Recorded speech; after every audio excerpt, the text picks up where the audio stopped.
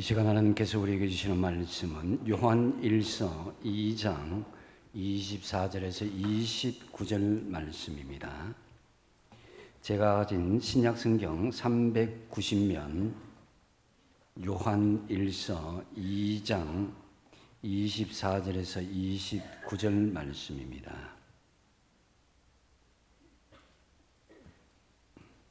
다 찾으신 줄 알고 제가 봉독드리겠습니다. 너희는 처음부터 들은 것을 너희 안에 거하게 하라. 처음부터 들은 것이 너희 안에 거하면 너희가 아들과 아버지 안에 거하리라. 그가 우리에게 약속하신 것은 이것이니 곧 영원한 생명이니라. 너희를 미혹하는 자들에 관하여 내가 이것을 너희에게 썼노라.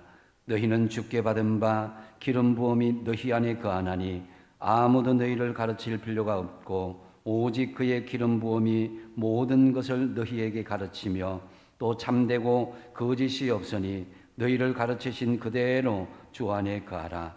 자녀들아 이제 그의 안에 거하라. 이는 주께서 나타내신 바 되면 그가 강림하실 때에 우리로 담대함을 얻어 그 앞에서 부끄럽지 않게 하려 함이라. 너희가 그가 의로우신 줄을 알면 의를 행하는 자마다 그에게서 난 줄을 알리라. 아멘. 오늘 말씀을 생각하면서 한번 따라하겠습니다. 항상 주님 안에 거하며 살겠습니다. 아멘. 여러분 은퇴 후에 어디에서 살고 싶습니까? 남자들은 고향에서 살고 싶어하고 여자들은 시장이 가깝고 병원이 가까운 데로 살고 싶어하죠. 그런데 해외에 퇴직 후에 살고 싶은 곳을 조사를 해봤습니다. 지난 2020년 구인 구직 회사 이 사람이라는 회사에서 전국에 약 한 4,229명을 대상으로 설문조사를 했는데 가장 이민 가고 싶은 희망 1위가 어디겠습니까? 캐나다였습니다. 캐나다. 저도 캐나다 잠깐 가봤는데 아주 좋더라고요. 그 다음에 2위가 어디겠어요? 2위는 하와이였습니다. 하와이 살고 싶죠. 저도 정말 지상 낙원이라면 하와이, 진짜 훌라춤을 추면서, 참 생각을 하면은 좋습니다. 자, 이렇듯 많은 사람들이 이 하와이 이민, 캐나다 이민을 꿈꾸고 있는데요. 특히 하와이 이민을 희망하는 데는 사실은 다양한 요소가 있죠. 좋은 날씨, 사시사철, 또 청명한 공기, 또 치안도 좋고 이렇게 은퇴 후에 참 좋을 것으로 생각하는데 하지만 하와이 이민의 현실은 여러분의 로망과는 많이 다르다고 합니다. 하와이는 어떤 이민의 조건이 있냐면 굉장히 까다롭는데요. 투자 이민을 하려면 적어도 9억 원 이상을 가지고 가야 된다 합니다. 그리고 물가도 우리나라 지금 굉장히 높은데 우리나라보다도 2배나 높다고 합니다. 월세가 평균 300만 원이 넘는다고 그러죠. 그래서 퇴직한 65세 이상의 은퇴자들 25%가 빈곤층으로 전락했다라는 거죠. 그래서 65세 은퇴자들이 하와이 가보면은 이 요식업체 커피점에서 서빙하고 그런 사람들이 굉장히 많다고 합니다. 하와이 가시겠어요? 생각보다 하와이는 지상 낙원은 아닌 것 같습니다. 더군다나 최근에 화재로 인해서 주요 거주지가 잿더미가 되고 사망자만 어제 기준으로 80명 이상, 실종자가 1000명 이상 된다고 하니까 이것도 정확한 집계는 아직도 계수할 수 없을 정도라고 합니다. 분명히 이분들 재난당한 분들 중에도 지상낙원이라는 하와이에서 행복한 여생을 보내려고 했던 사람도 분명히 있었을 것입니다. 그 사람의 입장에서는 얼마나 안타까운 현실이겠습니까? 우리 인생은 하와이나 캐나다 등 이 땅의 어떤 지역에 거하는 것에도 영원한 지상 천국은 없다라는 것은 다시 한번 우리가 실감할 수가 있습니다. 이에 15절 이렇게 말씀합니다. 본문 말씀 같이 한번 읽어볼까요? 시작. 이 세상이나 세상에 있는 것들을 사랑하지 말라. 누구든지 세상을 사랑하면 아버지의 사랑이 그 안에 있지 아니하니. 아멘. 세상을 사랑하면 아버지의 사랑이 그 안에 있지 않다. 그러니까 하나님의 사랑과 세상이 양립할 수 없다라는 것입니다. 왜냐하면은 세상에 있는 모든 것이 하나님과는 많이 다른 것이기 때문입니다. 이 세상의 것이 뭡니까? 16절에 보면은 이 세상에 있는 모든 것이 육신의 정욕과 안목의 정욕과 이생의 자랑이니 다 아버지께로부터 온 것이 아니요 어디서로부터 왔다고요? 세상으로부터 왔다. 그래서 육신의 정욕, 이것은 하나님과는 뜻과는 관계없는 자신의 본성에 따라서 살려고 하는 그런 정욕을 이야기하죠. 근데 안목의 정욕은 우리가 보는 것에 대한 소욕을 이야기합니다. 이 보고 난 뒤에 여러분 마음의 잔상이 남습니다. 그래서 어떤 것은 기쁨을 주기도 하지만 어떤 것은 굉장히 아픔과 트라우마를 남기기도 합니다. 또 이생의 자랑은 자신이 인정받고 높아지려는 그런 욕망인 것이죠. 육체를 자랑하며 방종하며 자만심과 영심, 육체적인 것에 만족함을 드러내고 자랑하려는 그런 허영기 있는 것을 이생의 자랑이다라는 거죠. 그래서 이 육신의 정욕, 안목의 정욕, 이생의 자랑은요, 아담과 하와가 그 유혹을 받을 때부터 시작되었다. 사탄이 우리를 유혹하는 중요한 방도라는 것을 창세기 3장 6절을 통해서 알 수가 있습니다. 여자가 그 나무를 본 적 먹음직도 하고 보암직도 하고 지혜롭게 할 만큼 탐스럽게 한 나무다. 이 먹음직도 한 것은 육신의 정욕이고요. 또 보암직도 한 것은 안목의 정욕. 또 지혜롭게 할 만큼 탐스러운 것은 바로 이 이생의 자랑이다라는 거죠. 사탄이 예수님을 유혹할 때도 이 세 가지로 유혹했습니다. 사탄은 예수님에게 돌덩이가 떡이 되게 하라 이렇게 했는데 이것은 바로 육신의 정욕을 이야기하는 것이고, 또 예수님을 성전 꼭대기에 세운 것은 안목의 정욕이고, 또 높은 산에 세워서 세상의 영광을 보여준 것, 이것은 이생의 자랑에 대한 유혹입니다. 그래서 세상은 끊임없이 사탄을 통해서 육신의 정욕과 안목의 정욕, 이생의 자랑을 통해서 우리를 유혹하고 미혹하고 있는 것입니다. 그런데 이 세상의 것은 영원한 것이 아니라 안개와 같고 신기루와 같다는 거죠. 여러분, 세상에는 영원한 것은 없습니다. 17절 말씀이 그것인데요. 이 세상도 그 정욕도 지나가되 오직 하나님의 뜻을 행하는 자는 영원히 거한다 그랬습니다. 하나님의 뜻을 행한다. 하나님 안에 거한다는 것이죠. 이 세상도 정욕도 다 지나가지만 우리가 하나님 앞에 거할 때에 그것은 영원한 것이다 라고 말씀하고 있는 것입니다. 그래서 오늘 본문 말씀에는 주 안에 거할 것을 강조하고 또 강조하고 있습니다. 오늘 본문에서만 무려 6번이나 주 안에 거한다, 이 거한다는 말을 강조하고 있는데요. 24절에 3번, 27절에 2번, 28절에 1번 그렇게 주 안에 거한다는 것에 강조하고 있는데요. 그렇다면 우리가 주 안에서 거한다는 것이 과연 무엇이겠습니까? 먼저 첫 번째로 보면은 말씀 안에 거하는 것이 주 안에 거하는 것이다 하는 거죠. 24절 같이 한번 읽어보겠습니다. 시작. 너희는 처음부터 들은 것을 너희 안에 거하게 하라. 처음부터 들은 것이 너희 안에 거하면 너희가 아들과 아버지 안에 거하리라. 아멘. 초대교회 이 당시에 처음부터 들었던 복음 외에 말씀 외에 다른 것을 자꾸 사상이 들어오고 이단이 유혹이 들어오고 그렇게 해서 처음부터 들었던 복음, 처음부터 들었던 이 말씀이 중요하다는 것을 알 수가 있습니다. 그래서 처음부터 들은 것, 이 말씀과 복음 안에서 거하는 것, 이것이 주님 안에 거하는 것이다 라는 거죠. 시편 109편 105절 말씀에 주의 말씀은 내 발의 등이요 내 길의 빛이니이다. 세상의 이 왜곡된 가치관과 이성, 경험과 지식에 따라서 우왕좌왕하지 않고 오직 말씀을 우리의 기준으로 삼고 인도자로 삼을 때에 그 말씀이 등불처럼 밝혀주고 우리의 길에 빛이 되고 안내자가 되어줄 것입니다. 내 안에 지금 여러분의 안에 무엇이 들어져 있느냐? 내가 무슨 생각을 하고 있는가? 어떤 가치관으로 살아가고 있는가? 이것에 따라서 우리의 행동이 결정되고 삶이 결정되는 것입니다.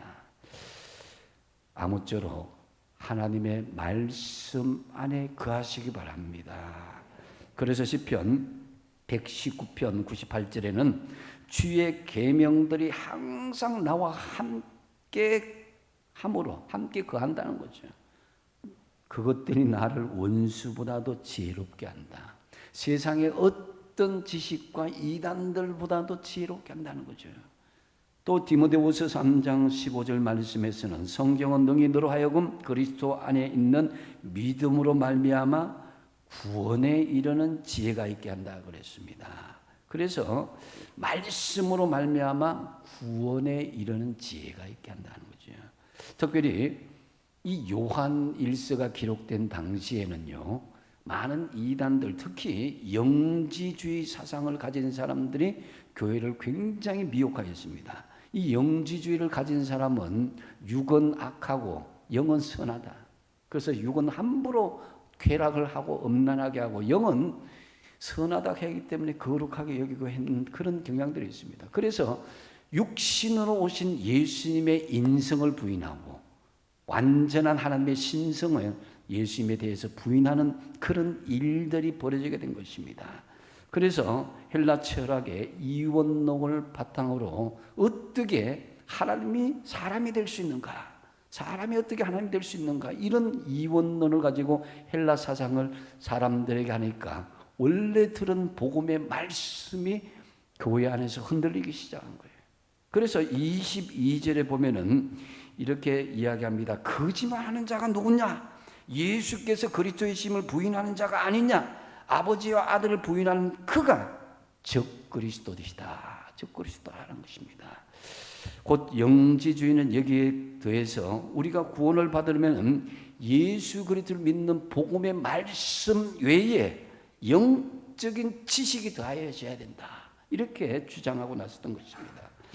복음 외에도 새로운 영적이 필요하다는 주장으로 많은 사람들이 처음 들었던 복음의 말씀에서 자꾸만 흔들려서 그들의 말에 자꾸 우왕좌왕하는 그런 일들이 벌어졌던 것입니다. 하지만 사도 요한은 단호하게 이야기합니다. 너희는 새로운 지식이 아니라 처음부터 들어온 지식 안에 확실히 가라. 처음부터 들어온 지식은 바로 복음의 말씀인 것입니다. 이 복음의 말씀 안에서 확실히 가라는 것인데요. 따라서 우리는 죄와 무지 가운데 있는 세상의 왜곡된 가치관, 세상의 여러 가지 이성과 경험, 지식들 여기에 좌왕, 우왕좌왕하지 말고 말씀으로 기준으로 삼고 안내자로 살아가야 된다라는 말씀인 것이죠. 이에 25절에 이렇게 말씀합니다. 그가 우리에게 약속하신 것은 이것이니 그것이 뭡니까? 곧 영원한 생명이다. 영생이다는 거죠. 즉 우리가 처음부터 들은 것 하나님의 말씀이 우리 안에 거하면은 그것이 곧 영원한 생명에 거하게 되는 길이다라는 거죠. 우리는 우리가 만들어낸 인간이 만들어낸 어떤 방법이 아니라 하나님이 주신 방법 곧 우리 주 예수 그리스도의 십자가의 죽음과 부활의 이 복음 이 말씀 안에서만 바로 아버지와 아들 그 영원한 생명에 거하게 된다는 것이죠. 그래서 요한은 우리에게 미혹당하지 말고 처음 들은 그 말씀, 처음 들은 그 복음의 말씀, 그것이 기초가 되어서 우리 안에 주님 안에 거하게 하라. 26절 말씀, 너희를 미혹하는 자들에 관하여 내가 이것을 너희에게 썼노라. 그래서 말씀 안에 거하면 우리의 미혹하는 자들 거짓말하고 또는 조롱하고 협박하고 유혹을 해도 흔들리지 않는다는 거죠. 거짓된 속임은 여러 모양으로 우리에게 찾아옵니다. 요즘 보이스피싱으로 또 미혹당한 사람들 많죠, 그죠? 문자나 카톡으로 사람을 미혹하여서 큰 공경에 빠뜨리기도 하고 경제적인 피해를 주기도 합니다. 저도 좀 오래됐지만 어느 날 막 제 딸의 목소리로 울부짖는 거, 아빠 나 납치돼서 큰일 났어 응응응응 우는데 정신이 막 나가더라고요. 야, 근데 보니까 옆방에 딸이 있는 거예요. 그 딸이 2명인가 내 순간적으로 착각했어요. 근데 이제 사람들이 미혹할 때는요, 정말 정신이 없어요. 막 정신없이 계속 핸드폰 켜고 어디까지 가라 어디까지 가라 하는데 연세 드신 분들은 그냥 정신없이 따라가는 거죠. 자, 그러고 난 뒤에 딱 경제적인 피해나 여러 가지 공경에 빠뜨렸을 때는 이게 잘못되었구나 늦게서야 깨닫게 되는 거죠. 어쨌든 이 경제적인 속임은 다시 회복할 수 있다지만요, 제일 우리가 문제가 되는 것이 영적인 속임에 빠지는 것입니다. 왜냐하면 영적으로 속임을 당하면 그 영혼이 영원한 멸망에 빠지기도 하고 또 구원받은 자라도 미혹에 빠져서 잘못된 길로 어긋날 수 있기 때문입니다. 그래서 요즘 이단들은 십자가의 복음, 부활 복음 대신에 여러 윤리나 심리, 성격 테스트, 자기 개발 등으로 막 사람들에게 접근한 것을 볼 수가 있습니다. 더 놀라운 것은요, 생각보다 많은 사람들이 옛 복음, 정말 하나님 주신 은혜의 복음 안에, 이 말씀 안에서 흔들리지 않는 것이 아니라 그들을 향해서 지지하고 환호한다는 거예요. 대단한 것이 나타난 거예요. 이 시대의 복음을 대체하는 유사 복음이 우리 영혼을 노력하고자 지금 호시탐탐 우리를 노리고 있습니다. 그러면 우리가 어떻게 되느냐? 그것은 바로 처음부터 들은 것, 우리 안에 거하게 한다, 확고하게 한다는 거죠. 복음의 진리 안에서 우리가 든든하게 세워지는 것입니다. 우리는 새로운 지식이 아니라 교회가 전통적으로 계승해온 이 지식들, 곧 예수 그리스도를 믿는 진리의 복음과 말씀 안에 기초를 확고히 할 수 있어야 된다. 사실 이 복음을 듣다 보면 한때 지루하다, 또 저 말씀이냐, 예수 그리스도의 십자가의 죽음, 부활, 이런 비슷한 말씀 지루할 수도 있지만, 그러나 자세히 되새김질 해보면 은혜가 계속 넘치는 수 있습니다. 그래서 여러분, 우리는 새로운 지식이 아니라 교회가 전통적으로 지켜왔던 예수 그리스도를 믿는 진리의 복음과 말씀 안에서 그하는 이 훈련들, 이것을 되새김질할 수 있는 그런 믿음들이 다시금 새롭게 회복되어야 될 줄 압니다. 그래서 2000년 동안 이 교회는 그냥 먹고 놀고 지금까지 지속되지 않았습니다. 2000년 동안 진리를 정말 치열하게 싸우면서 그 진리를 정리해 왔어요. 그래서 성경을 기초로 정리된 많은 교회의 유산들이 있습니다. 방금 전까지 여러분들이 고백했던 사도신경이 있고요, 또 주기도문이 있습니다. 또 많은 교부들의 그런 서적들이 있고 신경들이 있습니다. 또 종교교육 시대에 작성된 웨스트민스터 신앙 고백서와 대소요리 문답은 우리가 알아야 될 거의 모든 진리가 총망라되어서 잘 정리되어 있습니다. 우리가 이 내용들만 잘 답습하고 잘 배워도 절대로 잘못된 길로 나아가지 않습니다. 하지만 많은 사람들이 교회가 처음부터 고백해온 이 전통적인 신앙과 말씀에 잘 관심을 기울이지 않습니다. 교회가 물려준 방대한 유산들을 거기에 집중하지 않습니다. 이러한 태도가 우리의 영혼을 망하게 할 수 있습니다. 왜? 현대의 새로운 지식이나 유별난 지식들, 우리에게 영생을 주는 것이 아니란 것입니다. 인간의 얄팍한 지식이거든요. 우리에게 영생을 주신 지식은 우리 교회가 처음부터 믿고 고백해온 복음과 말씀인 것입니다. 오늘날 우리가 살아가는 세상은 거짓 교리들로 너무나 가득합니다. 교회 다니다고 하는 사람들조차도 일부는 성경에 오류가 있다고 해서 성경이 모성을 거부하는 사람들도 있습니다. 많은 사람들은 아담이 하나님의 창조물이라는 사실을 거절하고 진화론이나 일부적인 부분적인 유신론적인 진화론을 받아들이고 있습니다. 또 예수 그리스도에 관하여서 사는 사람들 신성을 부인하기도 하고 어떤 사람은 인성을 부인하기도 합니다. 그리고 예수 그리스도의 대속의 죽음, 우리의 죄를 위한다는 사실을 부인하게 나와 무슨 상관이 있느냐. 어떤 사람들은 예수 그리스도가 구원에 이르는 유일한 길이라는 사실을 부인하고 다른 길, 다원주의를 채택한 사람이 있습니다. 요즘 불교의 윤회 사상이나 여러 가지 다신교, 범신론적인 사상들이 지금 세상을 쥐어흔들고 있습니다. 꼭 예수여야 되느냐, 다른 신들로 통해서 구원을 받는 길들이 있다. 가톨릭과 여러 종교들이 그걸 지금 채택하고 있습니다. 그러나 우리 기독교만은 유일하게 예수 외에는 구원이 없다. 이것을 고수하고 있습니다. 왜냐? 이것이 진리이고 하나님 주신 말씀이기 때문입니다. 다른 이로서는 구원을 얻을 수 없나니 천하 인간의 구원을 얻을 만한 다른 이름을 우리에게 주신 일이 없기 때문입니다. 예수께서 오직 길이요 진리요 생명이기 때문입니다. 이 말씀을 우리가 흔들리지 않고 진리 안에서 거하시기 바랍니다. 그래서 여러분, 많은 성경의 진리가 사탄에 의해서 왜곡되고 전파되는 이 현실 가운데에 여러분 진리의 말씀 안에서 확고하게 거하심으로써 주님과 동행하는 저와 여러분 되시기 바랍니다. 두 번째로 주님 안에 거한다는 것은 성령 안에 거한다라는 말씀입니다.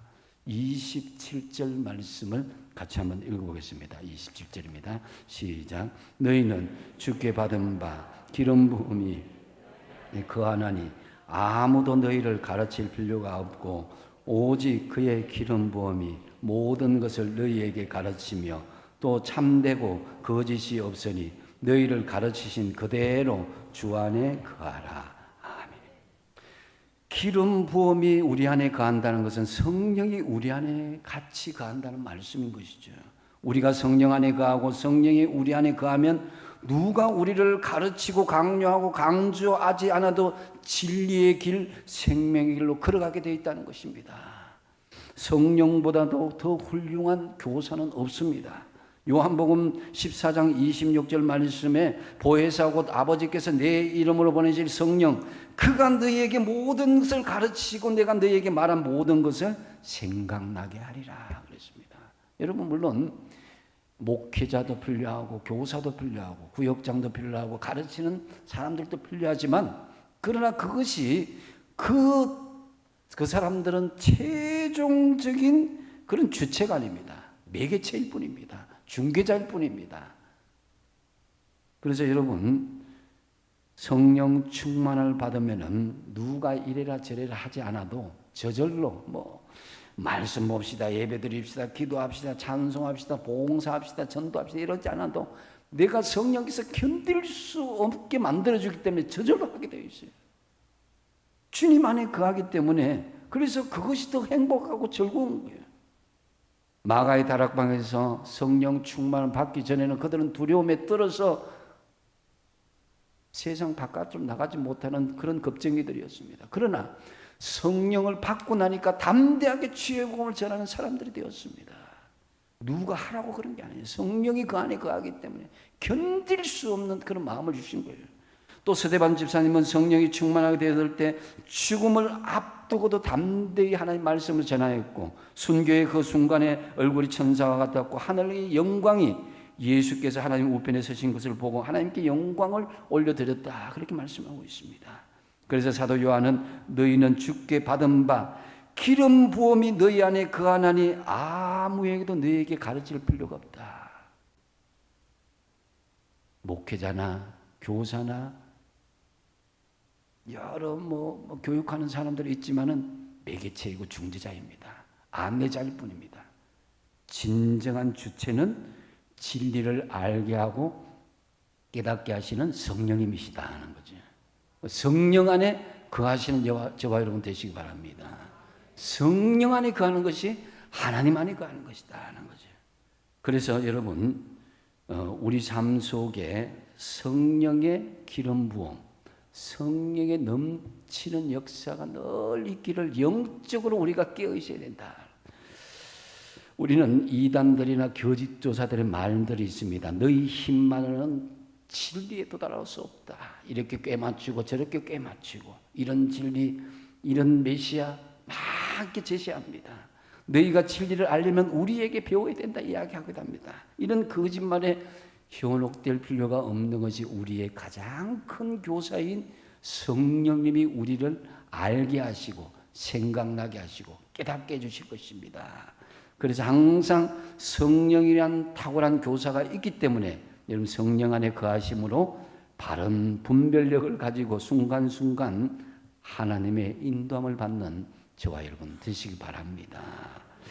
그리고 결정적으로 또 주 안에 거한다는 것은 마라나타의 신앙으로 산다는 것을 의미합니다. 이 마라나타는 아멘 주 예수여 오시옵소서라는 그런 뜻이죠.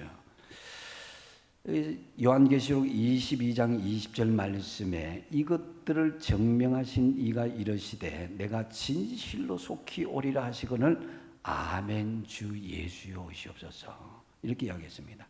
초대교회 성도들은 인사가 샬롬과 함께 가장 많이 나온 게 마라나타였습니다. 예수님이 곧 오십니다. 예수님이 곧 오십니다.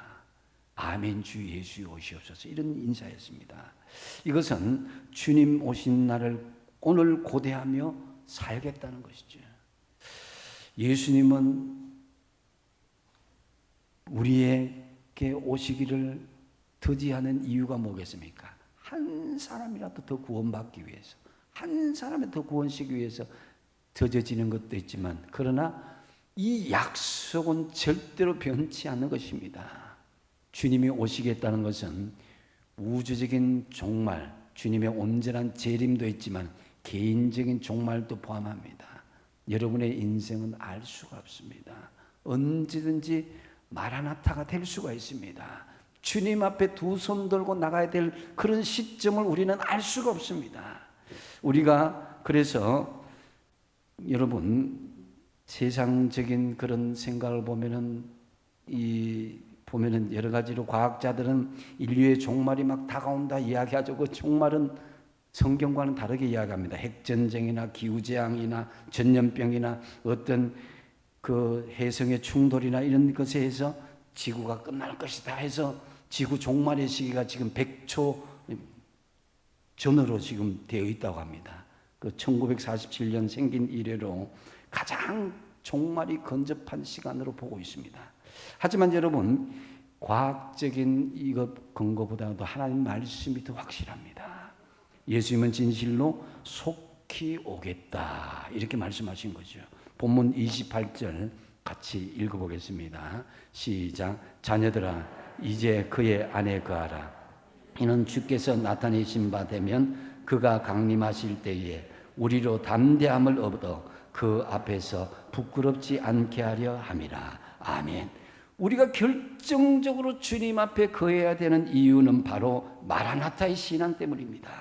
주님 앞에 거하는 사람은 마라나타 아멘 주 예수여 오시옵소서 언제든지 그렇게 주님을 기대하며 환영할 것입니다. 물론 우리의 작은 죄들, 삶의 죄들 때문에 부끄러운 면도 있겠지만은 주님 안에서 다 용서함을 받았음을 확신하기에 우리는 주님 강림하실 때에 부끄러워하거나 두려워하지 않고 담대함을 얻어서 주님의 재림을 맞이할 수 있게 될 것입니다. 저와 여러분 다 이렇게 되시기 바랍니다. 반면에 마라나타의 신앙으로 살지 못하는 사람은 당연히 주님 오실 때에 죄 때문에 부끄러움을 당하고 두려워할 수밖에 없는 것입니다. 예수님은 반드시 오시는데 그때에 담대함으로 감사와 기쁨으로 주님을 만나기 위해서라도 지금 내가 마라나타의 신앙으로 살아가는 주님 안에 거하는 그런 신앙이 되어야 될 줄 압니다. 주님 안에 거하지 못하고 세상 안에 거하면은 세상의 즐거움과 영광, 명예와 권세와 돈과 그것에 만족하게 따라간 당장은 좋을지 모르지만 영원한 것은 놓치고 말게 될 것입니다. 우리 자신도 세상 영광도 여러분 지금의 즐거움도 순식간에 사라지게 될 것입니다. 그러므로 여러분 평소에 흔들리지 않는 마라나타의 신앙 안에 주님 안에 확고하게 거하시기 바랍니다. 29절 말씀 같이 한번 읽어보겠습니다. 시작. 너희가 그가 의로우신 줄을 알면 의를 행하는 자마다 그에게서 난 줄을 알리라. 아멘. 주님이 의로우신 줄을 알게 되면 우리가 주님 안에 생명과 진리와 지혜와 은혜와 선과 의가 있다는 것을 알면 어찌 그 안에 거하지 않을 수 있겠느냐. 그 안에 거한다면 어찌 주님 안에서 생각하고 말하고 행동하지 않을 수가 있겠냐. 그 안에서 말하고 행동하고 그렇게 산다면 어찌 주님의 의를 드러내지 못하며 세상 사람들 어찌 주님 안에 생명의 기쁨이 있음을 알지 못하겠느냐. 우리가 마라나타의 통로가 되시기 바랍니다. 복음의 통로가 되시기 바랍니다. 구원의 통로가 되시기 바랍니다. 여러분, 주 안에 거하심, 이것은 항상 마라나타의 신앙으로 어렵게 행하는 본을 보이는 것을 통해서 더 드러나게 될 것입니다. 베드로후서 3장 10절 상반절에 주의 날이 어떻게 온다고요? 도적같이 온다는 거예요. 도적은 예고를 하지 않습니다. 갑작스럽게 옵니다.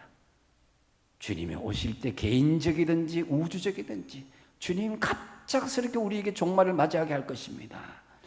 그렇기 때문에 우리는 마라나타의 신앙으로 간절히 살아야 되는데 베드로후서 상반 12절 상반절에 하나님의 날이 임하기를 바라보고 간절히 사모할 수 있어야 된다.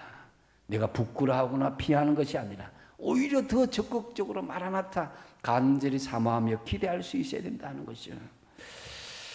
저는 이번 하와이에서 수많은 사람들이 돌아가시고 실종되었다는 이 사실을 접하면서 참으로 가슴 아프게 그것을 들었습니다. 그 사람들도 나름대로 은퇴 후에 행복하게 살려고 하는 사람들 얼마나 많았겠습니까? 또 우리 주변에서도 정말 좋은 곳에 전원주택을 짓고 정말 오랫동안 살 것처럼 그렇게 집을 지었는데 몇 년 살지 못하고 그 인생을 마감한 그런 사람들 많이 있습니다. 얼마 전에 좀 됐지만 영천에 유명한 영화배우 신성일 씨도 참 대골 같은 집을 짓고 참 오래 살 거라고 생각했는데 얼마 지나지 않아서 그 인생을 순식간에 마감한 것을 우리 보았지 않습니까? 여러분, 우리가 이 인생의 가운데 마라나타의 신앙을 가지고 있는 사람과 가지고 있지 않는 사람의 삶의 질은 분명히 달라질 것입니다. 마라나타가 아닌 사람은, 없는 사람은 이 세상이 전부인 줄 알지만은 마라나타의 신앙은 하늘나라의 영원한 집을 사모하는 사람인 것입니다. 그렇기 때문에 마라나타의 신앙, 여러분, 우리가 주님의 임하기를 간절히 사모하는 이 마라나타의 신앙으로 주님 앞에, 주님 안에 거하시면서 늘 승리하며 살아가시길 바랍니다. 말씀을 맺습니다. 예나 지금이나 불안한 현실의 여러 방면으로 성도들은 미혹을 당하고 있습니다. 육신의 정욕, 안목의 정욕, 이생의 자랑들이 미혹하고 각종 이단들과 사이비 사상들이 미혹을 하고 우리의 헛된 망상들이 우리를 미혹을 합니다. 이제 여러분 다시금 확고하게 주님 안에 거하시기를 결단하시기 바랍니다. 주님 안에 거한다는 것은 먼저 뭡니까? 말씀 안에 거하시기 바랍니다. 복음과 진리의 말씀 안에서 확고하게 흔들리지 말고 거하시기 바랍니다. 두 번째 뭡니까? 성령 안에서 거하시기 바랍니다. 성령 안에 거한다는 것은 바른 분별력을 가지고 순간순간 하나님의 인도함을 받는 것입니다. 하나님이 영원히 함께 하시겠다는 것은 성령님이 우리와 함께 하시겠다는 것입니다. 그리고 세 번째 뭡니까? 마라나타의 신앙으로 사시기 바랍니다. 지금이라도 주님이 오신다면 부끄러운 것이 아닌 마라나타의 신앙으로 아멘 주 예수여 오시옵소서 환영하면서 기대하면서 사모하시면서 주님 안에 거하셔야 될 것입니다. 참으로 말씀과 성령 안에 거하시고 마라나타의 신앙으로 이제 주 안에서 거하시는 확고의 신앙으로 살아가는 저와 여러분 되시기를 주님의 이름으로 간절히 축복드립니다. 기도하겠습니다. 아버지 하나님, 이 세대가 죄악에 관련하고 믿음의 성도들을 미혹하고 현혹하는 많은 현실들이 있습니다. 이 현실 가운데 우리가 주님 앞에 확고하게 거하게 하여 주시옵소서. 말씀과 성령 안에 거하고 마라나타의 신앙으로 주님 앞에 거함으로 승리하는 믿음의 성도들 되게 하여 주시옵소서. 예수님의 이름으로 기도하옵나이다.